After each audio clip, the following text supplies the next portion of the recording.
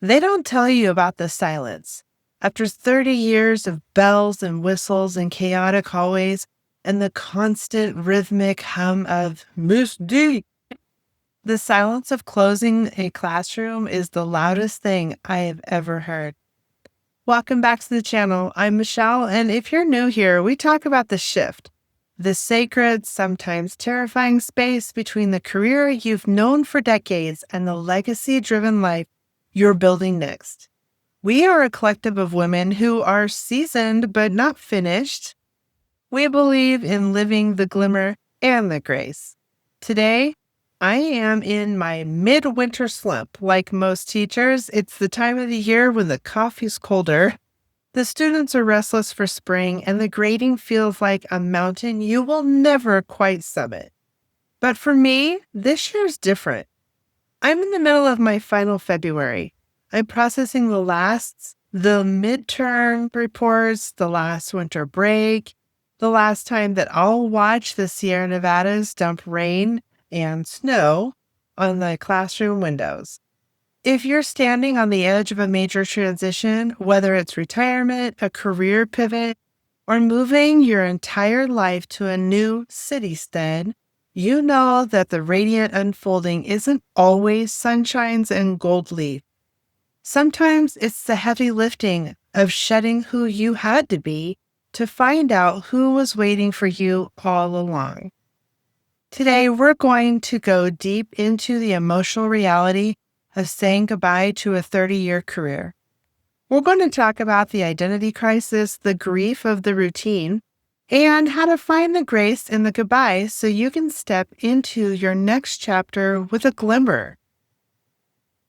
When you do something for 30 years, it doesn't just become your job. It becomes your skin.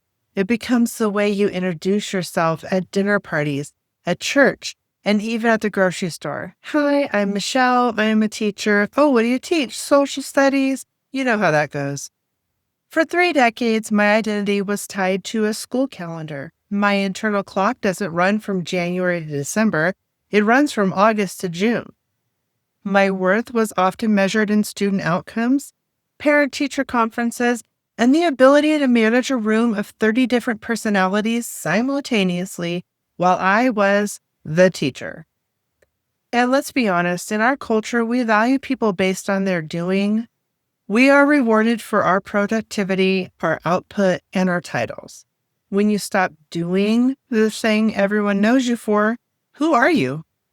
This is the question that keeps many women in our generation stuck in careers long after their souls have checked out.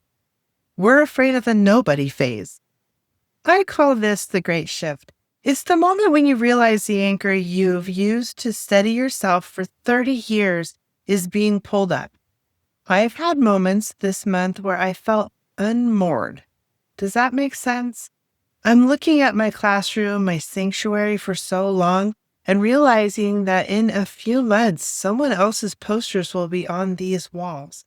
Someone else will be the anchor for these kids. But here's the glimmer and grace perspective. We have to separate our contribution from our identity. Your contribution was the teaching, or the nursing, or the homemaking. Your identity is the grace, the wisdom, and the intentionality you brought to it all. Your heart doesn't stay in the classroom. It travels with you. I'm trading the classroom for the city-stead, but the teacher heart remains. I'm just changing the curriculum. I'm no longer teaching World War I, World War II, the Cold War. I'm teaching myself how to live a life of refined peace. We don't talk enough about the grief of losing a routine. As humans, we find safety in the known, even if the known is stressful. It's comfortable.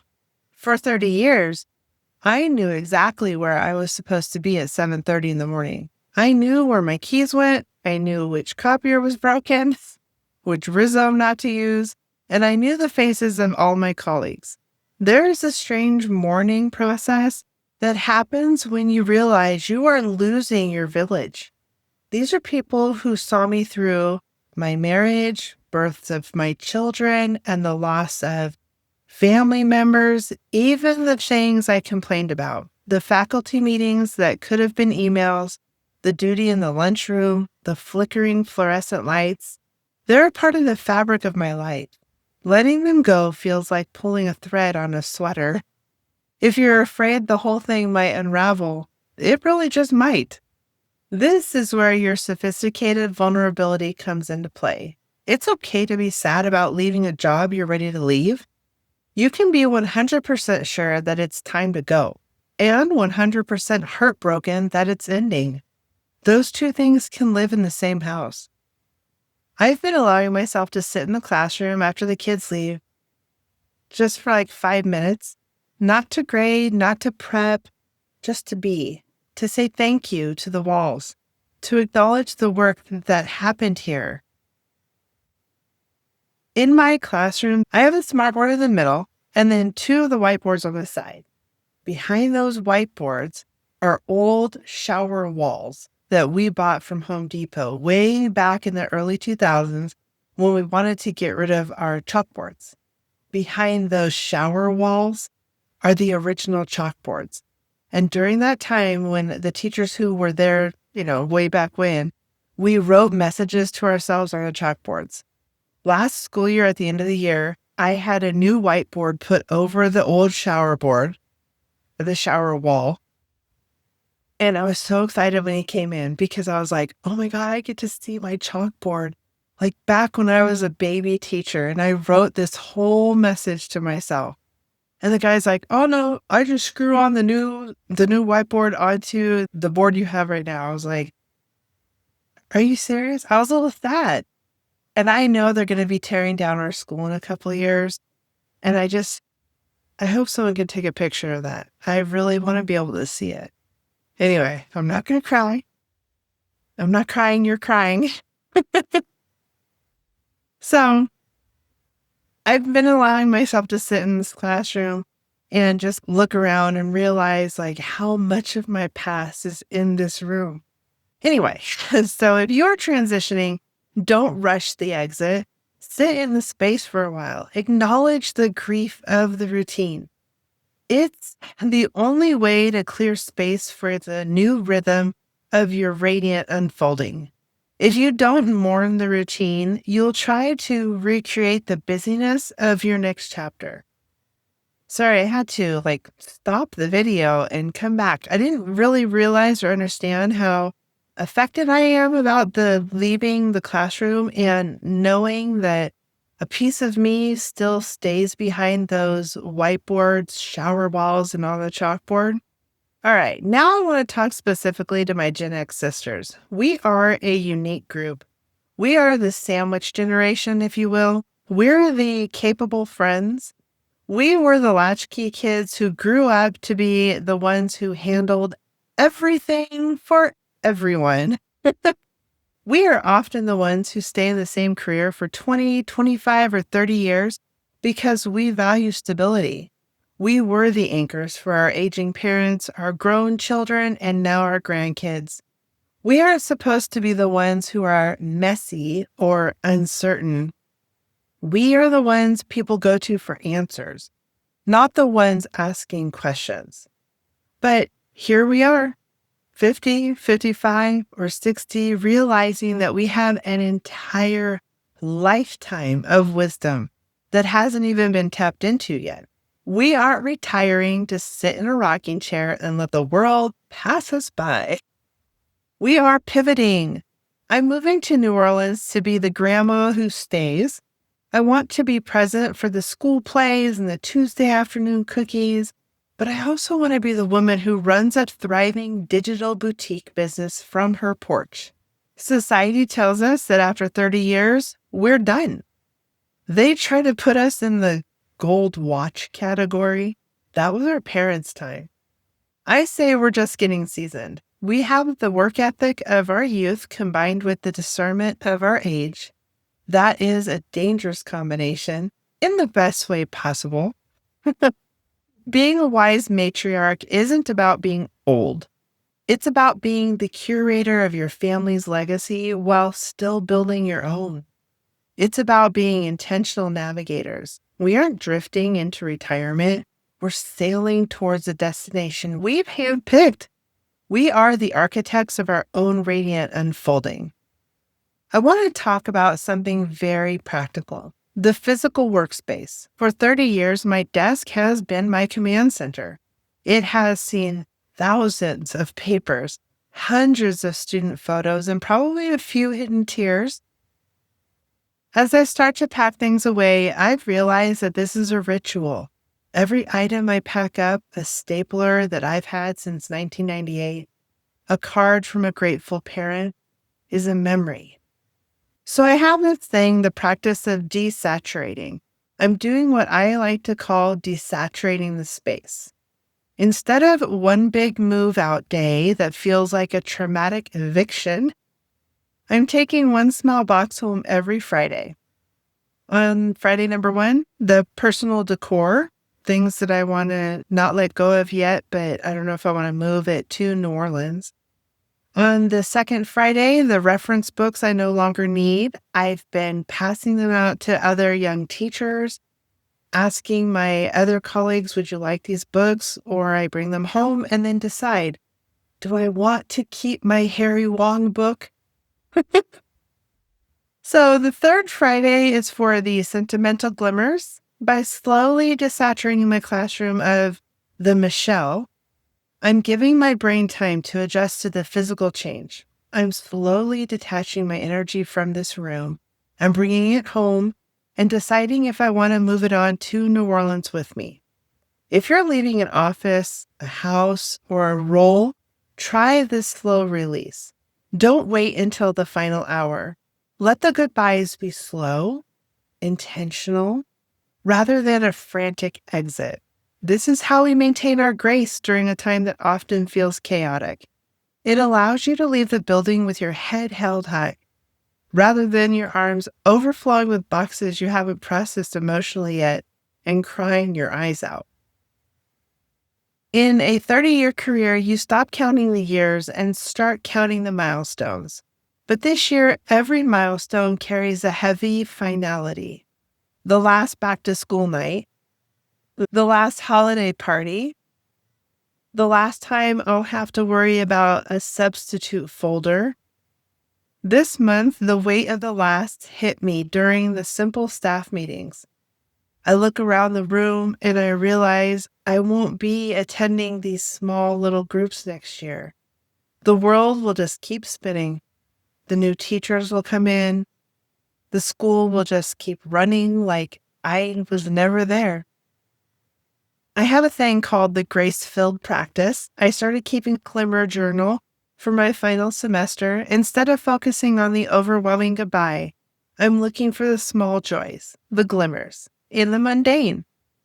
A student finally getting a concept after weeks of trying, like this week in our class, when our kids finally got the CER. So that's a claim, evidence, and reasoning essay that they use in a social studies government history class. That just about made me cry. The glimmer of community. I have listened to the laughter in the break room over shared boxes of donuts. I've listened to other teachers cry in a classroom, to another teacher sharing the stress of being a new overwhelmed teacher. I have the glimmer of freedom, the quiet drive home, where I realize that I am one day closer to the life where I own my own time. We have to permit ourselves to feel the weight of 30 years without letting it sink the ship. You aren't losing 30 years, you are harvesting them. Everything you've learned, every person you've helped, every fire you've helped put out, that is the crop you get to take home with you. You are rich in experience, and that wealth is what funds your future. As a teacher, I live by systems. I have a rubric for everything. And as I prepare for this exit, I'm applying those systems to my personal life. This is the teacher's note version of downsizing your career. When you leave a 30-year post, you aren't just leaving a building. You are downsizing an entire phase of your life. The physical purge is next. I'm going through 30 years of stuff. My rule: If it doesn't fit into the portable life that I want to build in New Orleans, it doesn't stay. I'm being ruthless with this physical clutter so that I have mental clarity. The digital transition is next. This is where the profit part of my profit, peace, and presence philosophy comes into play. I'm moving my teacher systems into my digital boutique products. I'm taking the organizational skills that kept a classroom running and using them to build a business that travels. If you've spent 30 years in a career, you have digital assets in your brain. Don't leave it behind. Your lasts in the classroom are your first in your business. Your last in a nursing job. Your last as a homemaker. These are all things you could turn into digital products. The legacy audit. Ask yourself, what am I taking with me? Not the physical objects. I'm not talking about that. But the seasoning, the wisdom, the patience. This is the tangible luggage that makes your next chapter more beautiful than the last. We are building a life that is portable and profitable. That requires us to be intentional navigators. We don't just stumble into the next chapter. We design it with the same care we use to design a curriculum. So what happens after the last for me? It's the radiant unfolding. The city-stead is more than just a house in New Orleans. It's a state of mind. It's the belief that you can create a sanctuary wherever you are. It's the belief that your best work is still ahead of you. I'm moving toward a life where I can be the grandma who stays. I'm building a digital boutique that allows me to fund this next chapter without being tied to a desk. I'm trading the teacher title for a student title. I am a new student now in New Orleans culture, a student of modern grandparenting, a student of digital entrepreneurship. This transition is scary. I don't hide the nerves of moving or the learning curve of starting a new business at this stage of life. But there is so much grace in the grind. We are not getting old. We are getting refined. If you're feeling the February blues of a long career ending, remember you aren't retiring in the old sense of the word. You are seasoning your life for something new. You are becoming the wise matriarch of your own future. Thank you for sitting on the porch with me today, processing these last, letting me cry. I'm so glad I don't have to do it alone. This community, this Glimmer and Grace Co. community, it's what keeps me grounded as I navigate this great shift. If you're navigating your own transition, whether you're a teacher, a nurse, a corporate leader, a mom whose last child is leaving the nest, I'd love for you to join the Glimmer and Grace Co. community. Please be sure to like and subscribe so we can grow our community here on YouTube and beyond. You can grab my downsizing checklist in the description box below. It's the exact system I'm using to organize my move and my business so that I can live a life of profit, peace, and presence. What's one last thing that you're currently processing or one first you're looking forward to? Let's find the glimmers together. I'm Michelle. Remember to find your glimmer today and walk in grace. Bye.